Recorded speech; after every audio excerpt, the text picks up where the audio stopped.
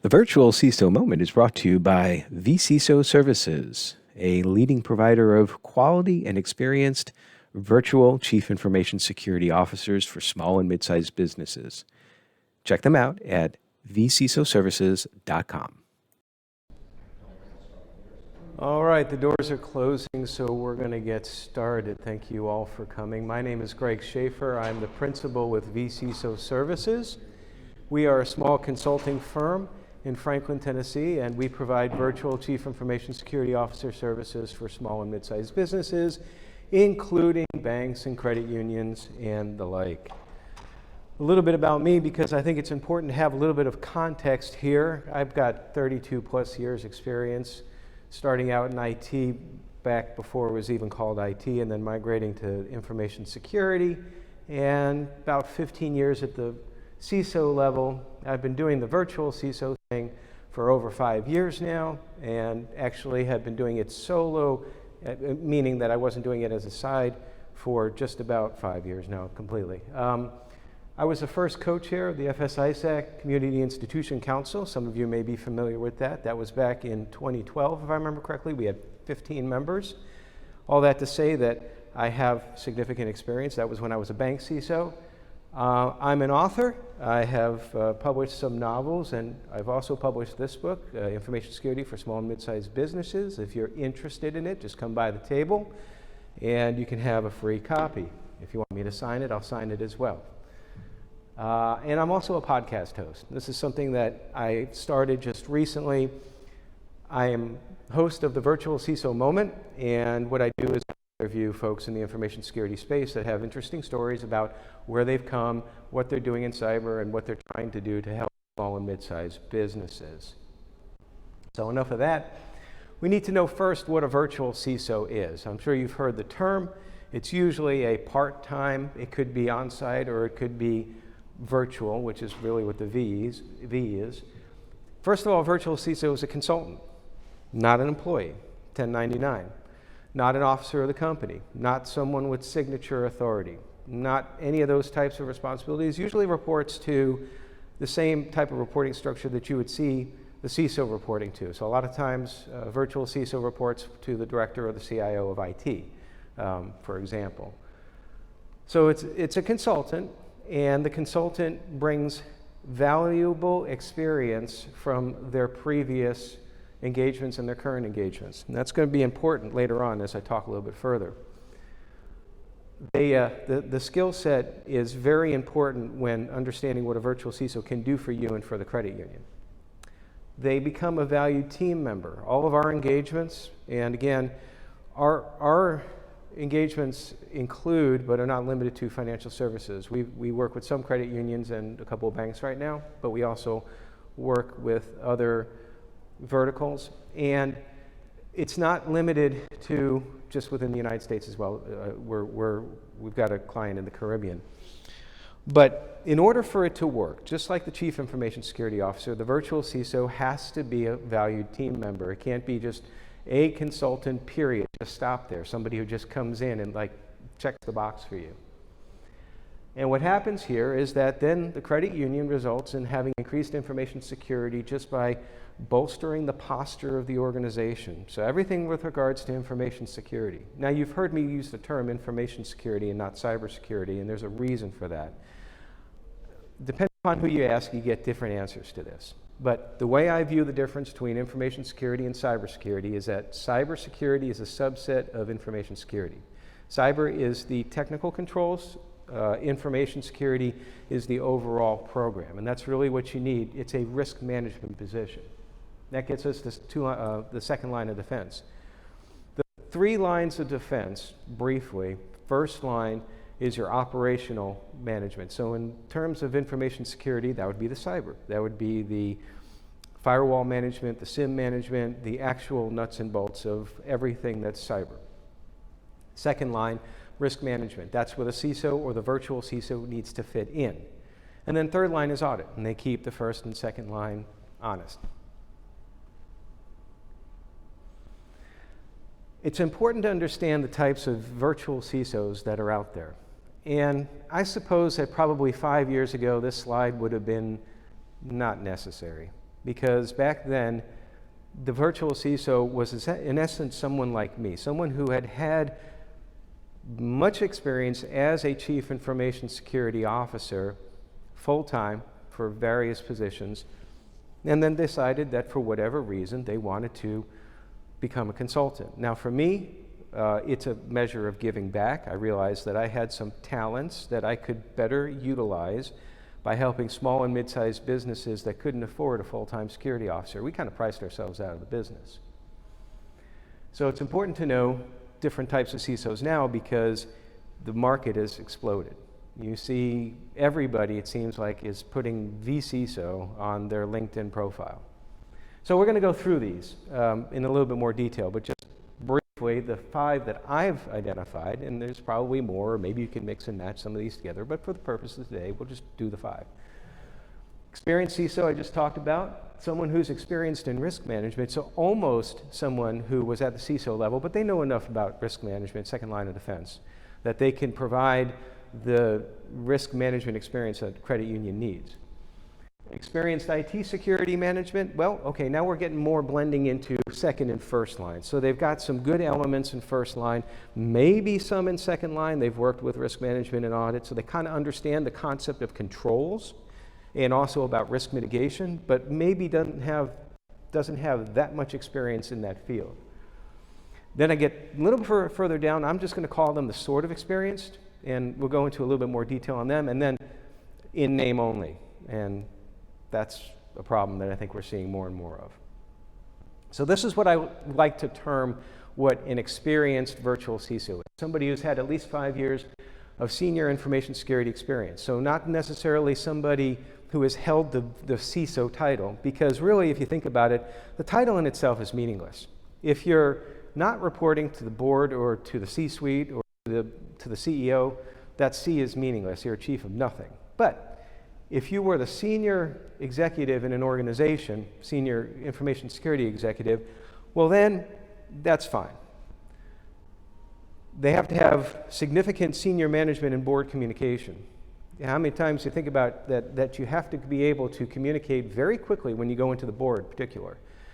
I usually will say that you've got 10 minutes tops. And you better be on your game, you better know your metrics, you better know exactly what you're going to be able to tell them, and you better tell it in their language, and you need to know how to do that. You don't want to be learning on the job. This deep risk management experience, I kind of touched on that a little bit more, but understanding how to do a risk assessment, it'd be great if they understood how to do a quantitative risk assessment as well too, because that's something that's very important. There are various methods to do it. I'm Open Fair certified myself. Certification. In our firm, we require that our virtual CISOs have at least a current CISSP. Now, I'm not big on certifications. You got people that have like 85 letters after their names, and like some people can test really well. But at the very least, some baseline certifications, they do demonstrate basic knowledge. And usually act in the information security community. So, and the one last thing I wanted to mention is that as the field has matured, we see more virtual CISOs that are coming up organically through virtual CISO firms such as ours. So someone who served as a deputy virtual CISO, for example, they may not have had that experience in the full-time world beforehand, but that doesn't mean that they can't be a valued member. Risk management, it's very much similar to what we were just talking about, just maybe leaving out the having to have had that title of information security officer or chief information security officer or that role. Still should have certification, should be active in the information security community. What I mean by that is that it's not just something to put on your resume or anything like that. You have to have a pulse to the threat environment, the risk environment, and what things are going on all out there. And being active in the security community, such as going to conferences like this, you get to network, you get to understand what's going on. Often starts as a deputy CIO, or CISO rather, vCISO. Here's where we're kind of mixing levels 1 and 2. Now here, this is where you see sometimes more of the virtual CISOs that are offered by MSPs. And I want to caution you, we'll talk about vetting a little bit later, but I want to caution you about the types of virtual CISOs sometimes that the managed security service providers will offer, because they probably don't well, I shouldn't say probably, but in a lot of cases, they don't really have significant risk management experience. And so if you're okay with that, I mean, I often say that I can drop the virtual CISO into 2 buckets. And one bucket we'll work with, one bucket we won't. The bucket we won't is if a prospect comes to us and they just want to become compliant with some alphabet soup regulation. And I'm sorry, I'm too old. You know, I'm doing this as sort of like my prelude to retirement. I love what I'm doing. I'm trying to make a difference. And having people check the box for something not only doesn't bring them any further, usually, to a relevant security program, it could actually be a detriment. So we won't work with those. But then there's the other box about building a security program, which is what we love. But if you don't have the necessary first risk management experience, it's kind of difficult to be able to help build that program. You can check the box. So again, if you want to have a virtual CISO, like in the credit union world, y'all have had regulators coming most likely and either kind of inferring or maybe outrightly saying it's just like you cannot have IT and InfoSec commingle. They have to have some sort of separation there. Now, if you can manage it well, then that's fine. And if you can show the controls that manage that well, then that's fine. But a lot of times it's very difficult, particularly to prove when the examiners come around. And we go down to the sort of experience. Now, these are people that they're just starting out in the field and they could very well be one of those MSSP vCISOs, but they really have only been an analyst level. And again, trying to understand who your virtual CISO is going to go a long way towards how you secure your credit union. And this goes for small and mid-sized businesses as well, but this is a credit union conference. They could be inflating their experience, not like we've ever seen that on LinkedIn. Sometimes happens. They may then bring less value to your client than value gained from client. I want to explain that a little bit when I get to the last one right here, because I want to tell a little story. This in name only. On LinkedIn, about a month and a half ago, I see some smirks. You might know what I'm talking about.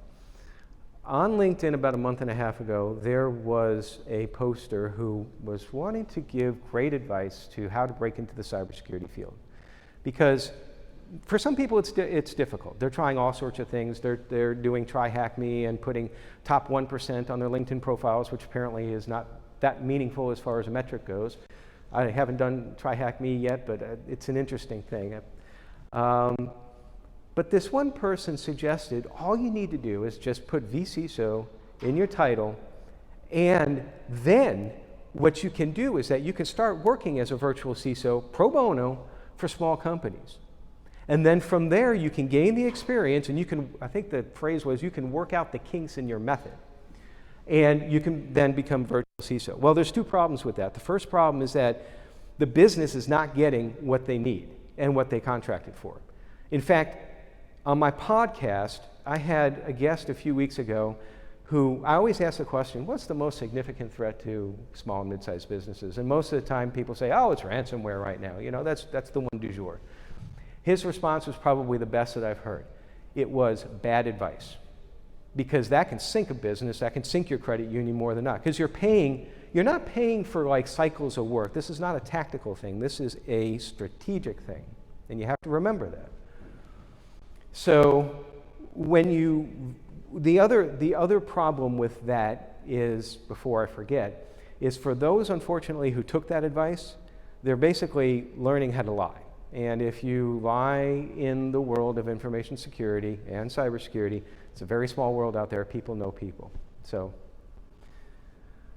now that we know what some of the types of CISOs are, I want to go through some of the reasons why you either have or might be considering a virtual CISO. And you don't necessarily have to not have a chief information security officer or an ISO, an information security officer.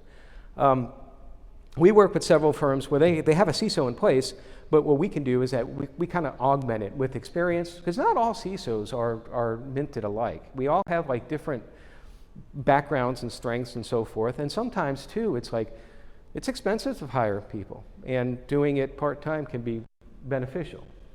So you might want to meet compliance. Now, meeting compliance by itself is not the best thing, but meeting compliance as part of an overall security program, that's great. And usually I like to say it's usually the other way around. If you have a solid security program, you'll be compliant like to 95% of most of the frameworks out there. So even if you're like baseline on the CAT, you know, you should be fine with like NIST, CSF, and those sorts of things. Achieve separation of duties. We kind of talked about that a little bit before. It is, there's more to that as well. And I should have put this down as a sub-bullet or maybe as an extra bullet. But it's also adding the experience. So you might have someone who's very well versed as an IT director or CIO and also is doing the security, but they could benefit from the extra, not only separation, but also extra input. Because CISOs are usually well versed in the IT world as well too. Working with examiners and auditors, I often tell people that one of the best things that a virtual CISO can do is sort of be a translator. So in the world, when an examiner comes in, an examiner says, you don't have this control in place, you need to put it in. Well, do you really?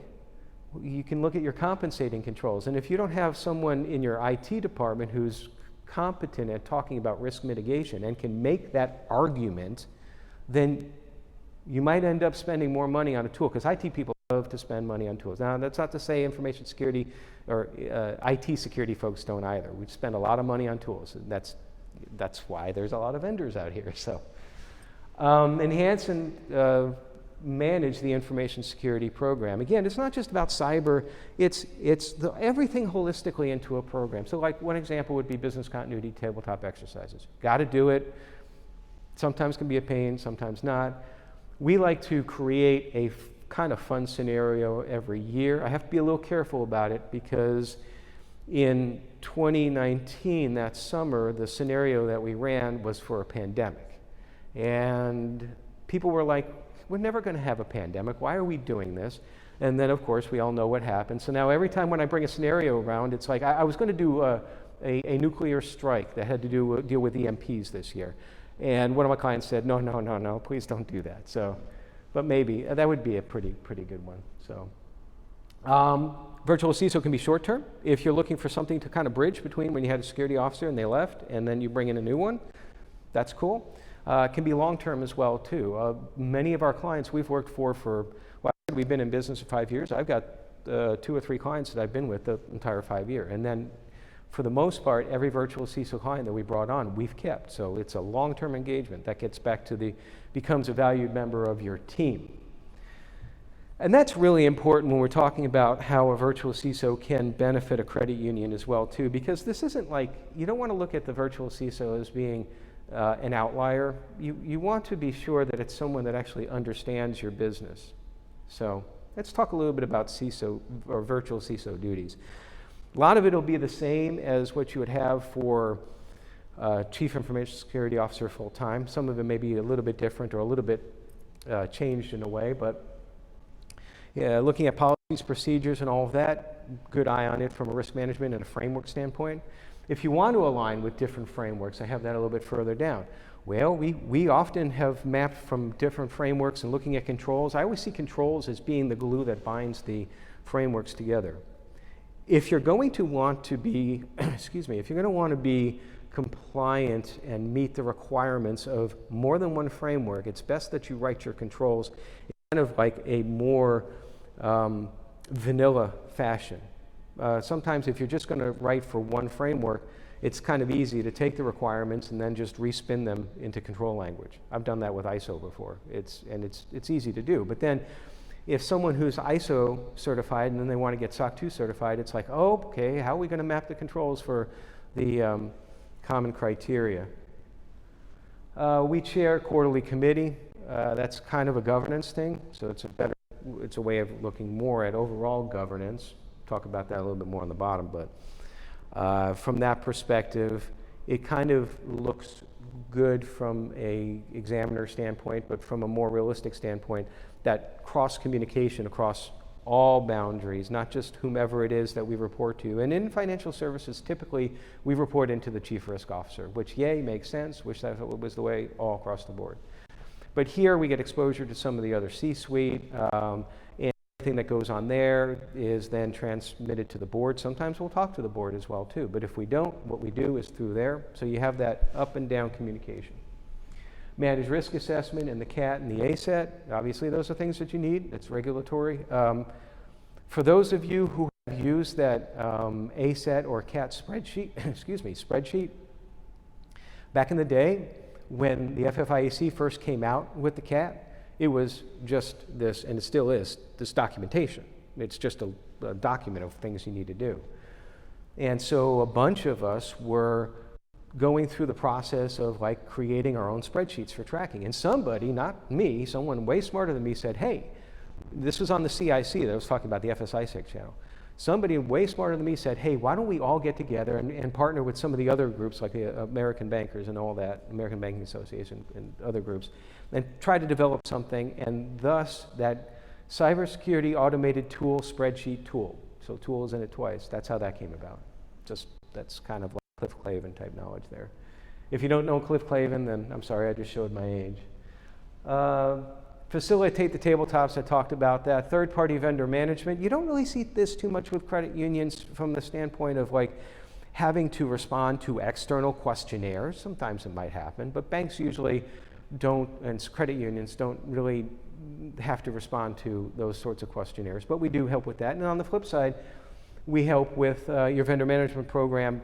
We understand review SOC 2s as part of the vendor reviews. It's not the end-all do-all, but it's certainly something a lot of organizations, including financial services, they don't really understand what complementary user entity controls in a SOC 2 are for and why they're important for the organization. We do the mapping to different frameworks, of course, and then broader with regards to governance, risk, and compliance. They all tie together. We promote the idea of using a GRC system. Our firm uses one called Aramba, which if you're interested in playing around with it, they have the community edition. You should be somewhat skilled in Linux in order to administer it, but it's a powerful and low cost solution. I think they're $3,500, I think, per year, unlimited license, and they're going to be coming out with a SaaS option. So if anybody's interested about talking about that, I am an Aramba partner, but I love all GRCs. So, well, I love the concept of all GRCs. I've worked in some that are a little bit, but we won't go there. So how do you optimize the virtual CISO, which is really the whole crux of this talk? Needed to talk about all that stuff beforehand to lay the foundation. The most important one, I hope you understand, is that you have to vet properly. There's been a couple of instances where we've come in behind another virtual CISO that we lost the bid to. I hate saying that because I'm not a salesperson, I'm a security person. I hate that whole aspect of it, but you got to do it.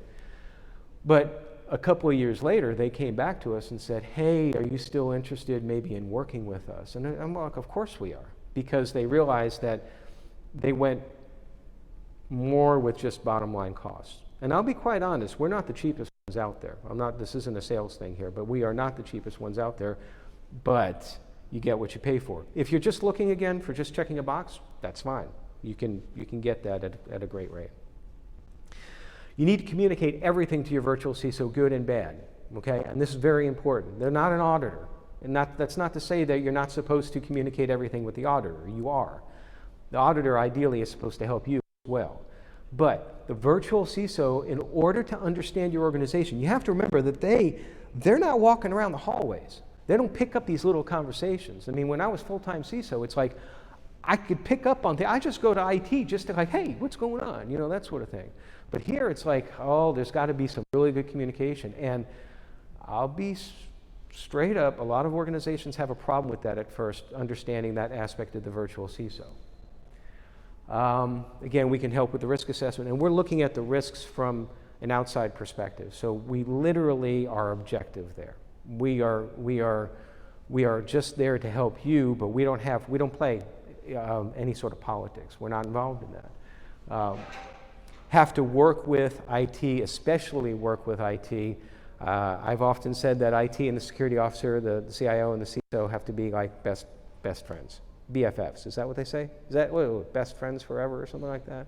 Maybe not forever, yeah, but you know. Include the virtual CISO on as many strategic meetings as you can, because we can actually understand if we understand where the credit union is going, whether there's a merger coming up, we might be able to get out proactively with some ideas. That's happened before in the past.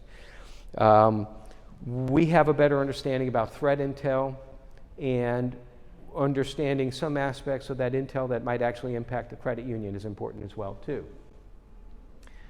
And consider us a member of your team. That's how this works. That's the secret sauce to the whole thing. I will say that any virtual CISO engagement should ideally last at least a year. And the reason for that is just like the Chief Information Security Officer, it takes a while to get to know the business. And there's some additional issues with trying to know the business because you're virtual and you're doing this not on site. But the more that the virtual CISO has the opportunity to learn the business, then the better they can serve. And I've seen that typically, I don't think that we really don't become as effective as we can until at least 3 months into it. Now that's not to say if there's like some immediate tactical stuff that really needs to be done, that's one thing. But remember, that's tactical, and virtual CISO is strategic. And when all is said and done, how to optimize your virtual CISO is to understand that they are a strategic partner, not a tactical partner. If you want a tactical partner, you can probably go elsewhere. Now, the Chief Information Security Officer's role and the virtual Chief Information Security Officer's role is the same.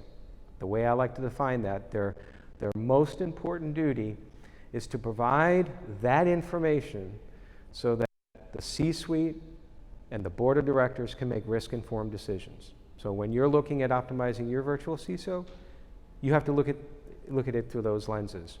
How can you make that happen for them? And that's all I have. Here's my contact information. Would love it if you check out the podcast. If you have any questions or would like to talk more, I'm out there. If you want to get a free copy of the book. But got about a minute or two left, so any questions?